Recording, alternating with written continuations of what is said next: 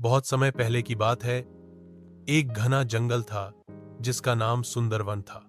वहां बड़े बड़े पेड़, हरी भरी घास और रंग बिरंगे फूलों से जंगल बहुत सुंदर लगता था। इस जंगल में कई तरह के जानवर रहते थे।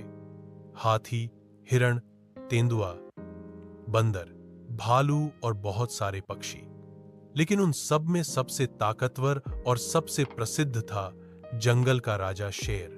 शेर का नाम था वीर। वह न केवल ताकतवर था बल्कि समझदार भी था। जंगल के सभी जानवर उससे डरते भी थे और उसका सम्मान भी करते थे। वीर हमेशा जंगल में शांति बनाए रखने की कोशिश करता था। वह बिना वजह किसी को परेशान नहीं करता था। लेकिन अगर कोई जानवर जंगल के नियम तोड़ता तो उसे सजा जरूर मिलती। एक दिन जंगल में एक नई घटना घटी। जंगल के एक कोने में शरारती तेंदुआ कालू ने सभी जानवरों को परेशान करना शुरू कर दिया।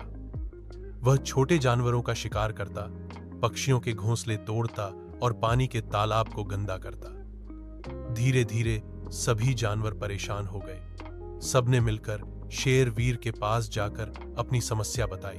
वीर ने ध्यान से सबकी बात सुनी और फैसला किया कि वह खुद जाकर कालू से बात करेगा।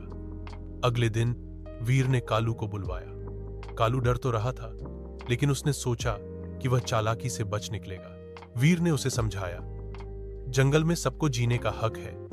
अगर तुम दूसरों को नुकसान पहुंचाओगे तो यह जंगल कभी खुशहाल नहीं रहेगा।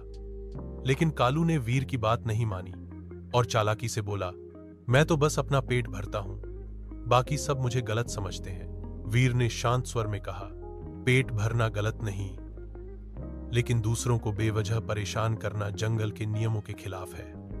कालू ने बात टाल दी, लेकिन उसकी शरारतें बंद नहीं हुई। कुछ ही दिनों में वीर ने देखा कि जंगल में डर का माहौल फैल गया है। तब उसने तय किया कि अब सख्त कदम उठाना जरूरी है। उसने जंगल की सभा बुलाई और सबके सामने कालू को चेतावनी दी। उसने कहा, अगर किसी ने जंगल के नियम तोड़े तो उसे जंगल छोड़ना पड़ेगा। कालू ने सोचा कि यह सिर्फ धमकी है, लेकिन अगले ही दिन जब वह फिर से शरारत करते पकड़ा गया तो वीर ने उसे जंगल से बाहर भगा दिया।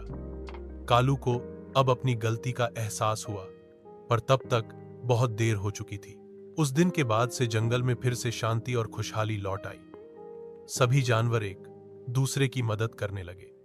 शेर वीर ने साबित कर दिया कि असली ताकत सिर्फ शक्ति में नहीं, बल्कि समझदारी और न्याय में होती है। सीख: इस कहानी से हमें यह सीखने को मिलता है कि अगर ताकत के साथ समझदारी और न्याय हो तो समाज या जंगल में शांति बनी रहती है।